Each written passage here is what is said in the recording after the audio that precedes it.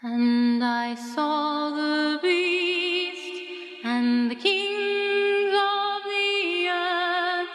and their armies gathered together to make war against him that sat on the horse and against his army. And the beast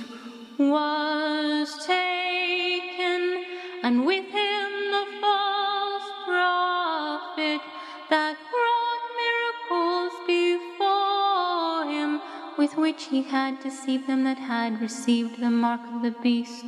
and them that worshipped his image. These both were cast alive into a lake of fire, burning with brimstone, and the remnant were slain with the sword of him that sat upon the horse. And I saw the beast and the kings of the earth, and their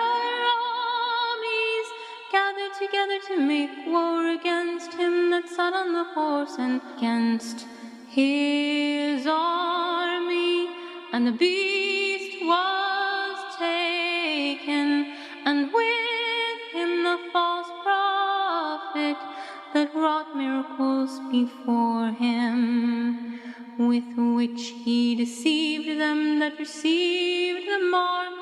of the beast,